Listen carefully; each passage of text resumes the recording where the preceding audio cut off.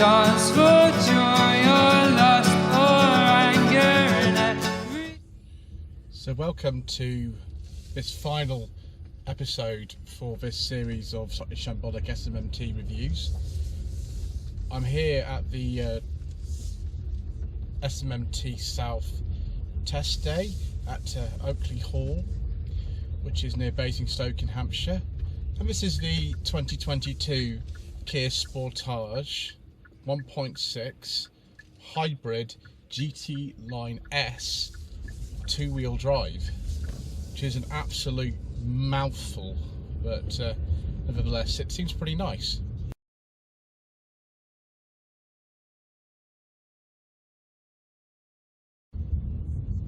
So I'm just on my own for this particular video.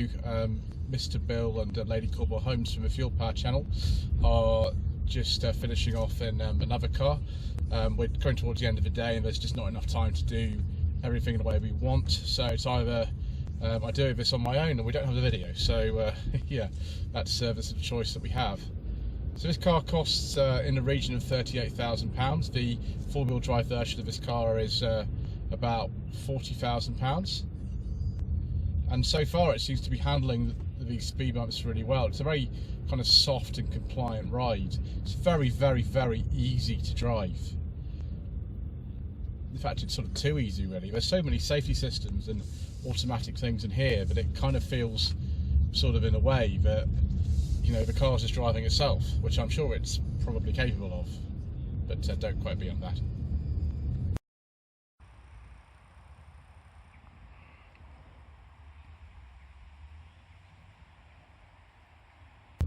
So 0 to 60 in this particular car takes about 7.7 seconds. Certainly if we go onto this road here, whoa, we've got the tug from the front wheels and off we go into the power mode. So there are other versions of this engine available, starting at about 148 horsepower, just the standard 1.6, which is available with a manual gearbox, and also with an automatic, which actually has a 48 volt mild hybrid system. Then there's this version, which has 226 horsepower. Then on top of that, the plug-in hybrid, which isn't actually on sale in this country at the moment, sadly, due to some technical reasons. That's got even more power. I think it's something like 261 horsepower. I will double check that when we just pull up here and take a look. But so far so good, viewers. James Martin from JM on Cars drove one of these on his channel at the press launch back in January, and he said it was good, and so far I think I agree with him. Lloyd Vehicle Consulting stickers, t-shirts and mugs are available by clicking the link to the Google form in the video description below.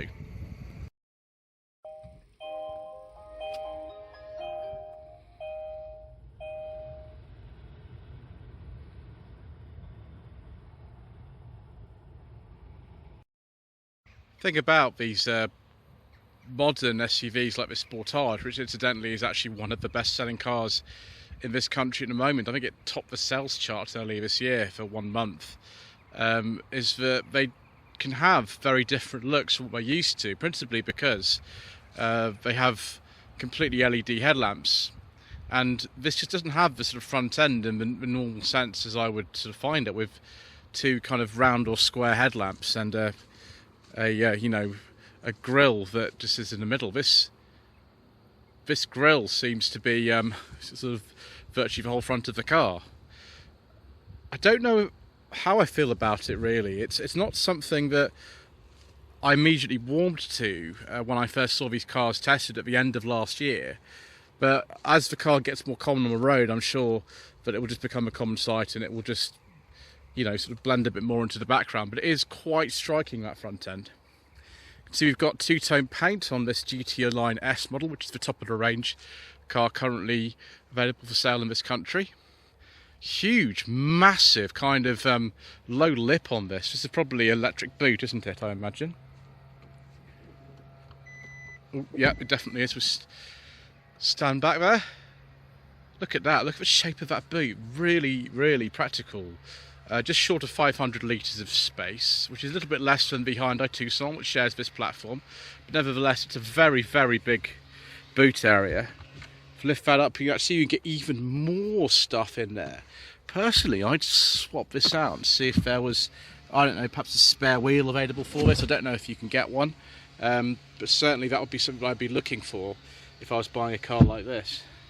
Levers there to put the seats down, which it's a bit difficult with one hand, but I might give that a try. Actually, I don't think there's anything in the back. There we go. Obviously, you can't do the reverse. I'm going to have to pull those up. There's a little shopping bag hook in here. Load blind. That feels actually very substantial. It's a nice fitting load blind actually. And two little sort of tethering points, a 12-volt socket. That boot light's an LED, by the way. And we'll just shut that. If you do have one of these models that isn't equipped with the electric tailgate, that handle looks quite handy as well. Obviously rear parking sensors and a reversing camera. It's a kind of thing that actually that you need in a big vehicle like this. Let's go and put that seat up, shall we? So we've just folded the seat back there. You can actually recline it forward a little bit if you want a bit more boot space. Multi-stage heated rear seats. Very fancy. Just close the boot again because actually to put the seat back up you have to reach inside and use that lever. I can't find another way of doing it. Got even more hooks in here, which is fantastic. Panoramic sunroof. Looks very, very nice. Lots of light in here and lots and lots and lots of headroom. Lots and lots and lots of knee room as well. It's very, very good. I think you can even sort of put these, I'm not quite sure what you do with these. So you can maybe hang something over the back of this or something like that. But you can hang things off here, have things off there. Got two USB-C charging points here. Even got individual heating controls for the rear passengers, which is very nice. Do you think it just feels really, really nice quality, although not so fond of these soft, sort of hard touch rear door tops. They're not really my favourite, but it's very minor criticism really. Got LED lights there, there and there. So it is possible to have, you know, lights for the rear passengers, unlike in something like an MG ZS or something. MGHS though, which is more comparable with this car, would have them. And are these grab handles damped, viewers? Yes, they are. That's very satisfying indeed. Let's see if we've got an armrest here, which we have, and some cup holders. It all feels very, very nice indeed. I'm not sure if this is real leather or it's Artico leather, but it's very comfortable, whatever it is. I feel like I go a very, very long way in this car without getting travel sick if I were a child, which I'm sure many people would transport their children in this. It feels very safe to do so, that's for sure. Right, let's get in the front, shall we? Just got somebody operating a mower outside, that's why there's some noise. I do apologise. Right, so we've got screens and screens and screens aplenty. Just marvellous, marvellous kind of array of modern technology. You can also have modern technology to make things quieter, because that is quite loud. I was right about the power outputs for the engine, by the way, later on. 148 and just manual standard 1.6 turbo or 48 volt mild hybrid automatic. This is 226 horsepower, 0 to 60 in 7.7 seconds. Plug-in hybrid, when that comes back on sale, which it isn't at the moment, has 261 horsepower. This car does about 48.7 miles per gallon WLTP cycle. Kilograms per kilometre CO2 is about 132. Sorry, grams per kilometre CO2. Yeah, the boot actually it's 587 litres, which is absolutely huge. It's a vast, vast boot in this. Let's have a look at some of the infotainment system whilst we're here.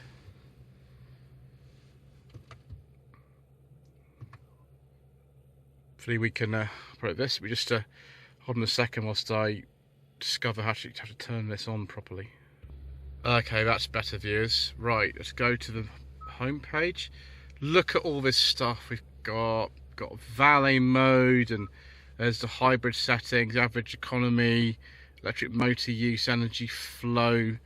Look at the phones which have been connected to this system.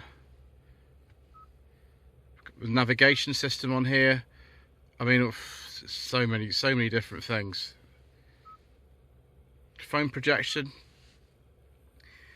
Android Auto, Apple CarPlay. Do apologize that my phone just vibrated. I don't know why it did that. Battery discharge. Well, yes, we'll turn it on in a second. Don't complain at me at the moment. I haven't finished. Right. Media, radio, quiet mode. What does that do? In quiet mode, the radio and media is played only in the front seats. Volume level will be limited to value 25. It's for putting children to sleep, I imagine, which is a good thing. Imagine we've got millions of settings in here. Yeah, look at all these settings. Voice recognition as well. I think I just did see here. I've got an electronic copy of the manual. There we go. Yeah, scan that QR code to access the user manual. That's quite handy if you don't have a big physical copy of it everywhere. That's pretty good, isn't it? Right, I can't play with that all day. Let's have a look at this this screen here for the driver. They've got I presume different modes for this driver's display. In fact, let's just try going into different modes here. Yeah, that's compass directions, tyre pressure monitoring. Imagine that's for adaptive cruise control, which this car has. Digital speedo and a compass directions again. I wonder what the mode this sort of does here. Apps, sounds of nature. Oh, I remember this, Snowy Village. Let's turn that up. No, that's not that one we wanted. It's a pan knob. Let's do it on here. Why are my sounds of nature not coming on? Viewers. We're going to have to look through here again, aren't we?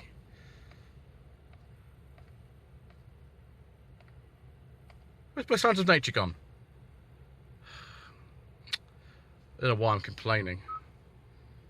Media, there we go. Snowy Village. Where's my Snowy Village? Oh. What on earth's going on? Oh, we got the snowball fight going on, haven't we? How about warm fireplace? What's that like? I mean, that's nice. It kind of sounds like the car's on fire, though. That's not the best idea. Open air cafe. Very kind of ASMR, isn't it? Having noise of that. Rainy day, which it is not today. This is sort of soothing, and you know, going on the motorway, isn't it? Just a soothing noise. And how about some car motion waves? Yes. Excellent. Let's put it back on Snowy Village and have a snowball fight. Yeah, that'll be good. Right, turn that down. You've got sort of paddles here for the automatic gearbox if you want to do that, although this seems to be enough just to leave it in normal mode from my point of view. Automatic wipers, automatic lights, of course.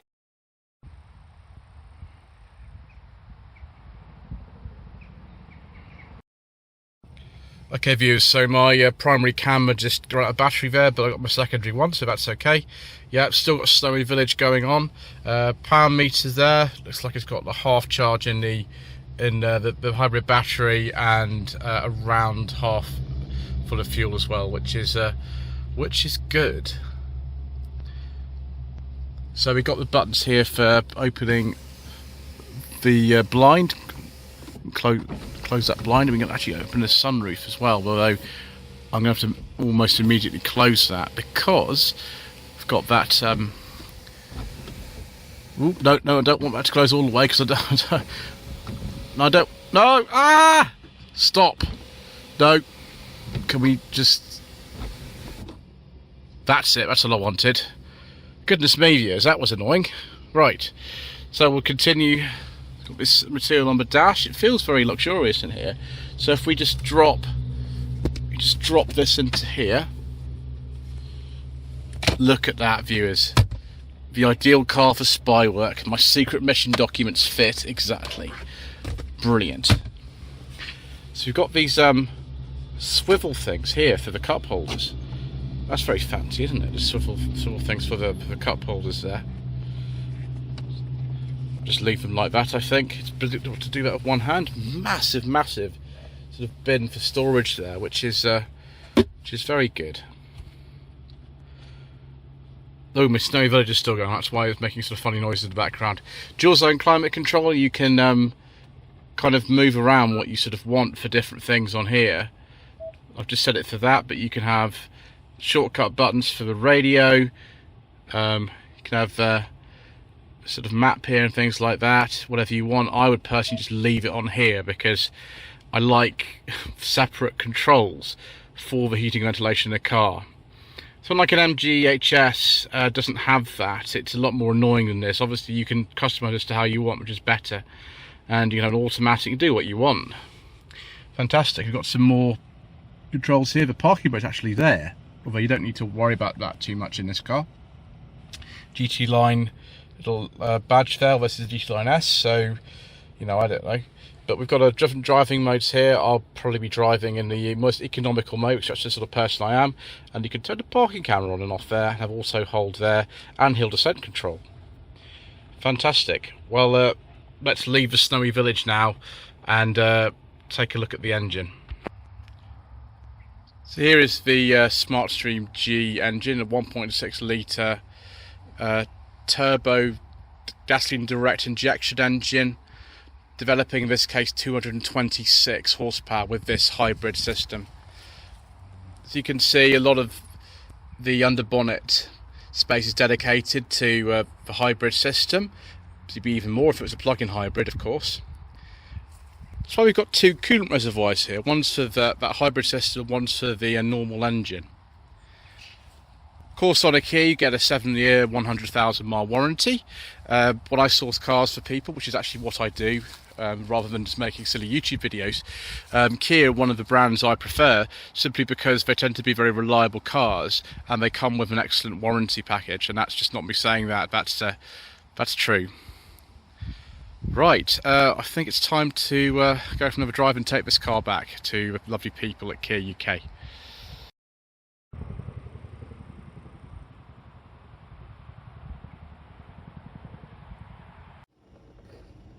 Ooh, still got the snowy village going on there, viewers.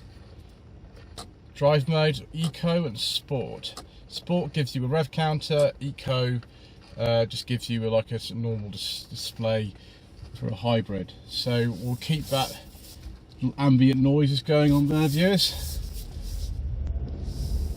Still pretty fast considering that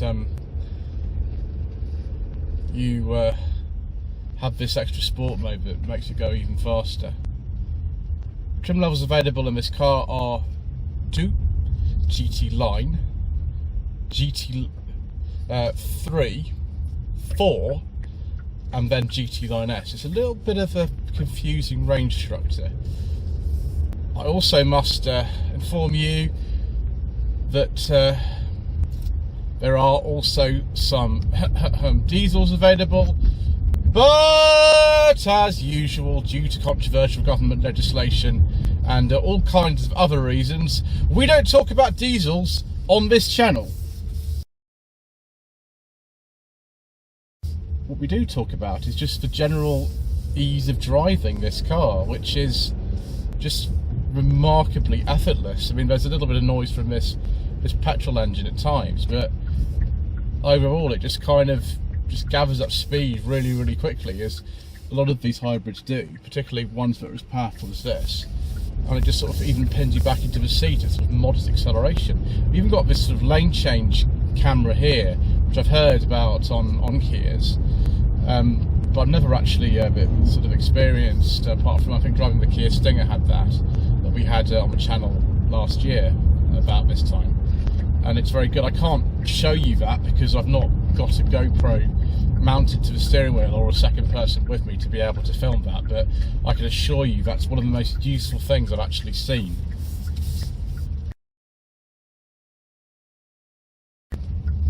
It's easy to see why this car's been so popular and why my friend Mr. Martin from JM on Cars, he was very keen on this and just definitely said I should have a go if I ever got the chance. And I'm very pleased that I have. It's been a really good experience. So thank you ever so much, particularly if you've watched all 6 episodes of slightly shambolic SMMT reviews, one of which was just like a sort of walk around and brief test drive. Please don't forget to subscribe to the channel, like this video, and leave a comment below. If you want to see more from this event, then I recommend having a look at the Fuel Power channel and the videos that they've been making. They've driven actually a number of different cars from what I have. But as for me, I thoroughly enjoyed the event, I always do, and I'm very grateful to be invited. It's just not just everyone who gets to go. So I'm pleased that me and my sort of shambolic channel actually gets to attend with some of the big names in the automotive world, and to be able to drive some of the best cars currently on sale. Thank you very much indeed once again for watching.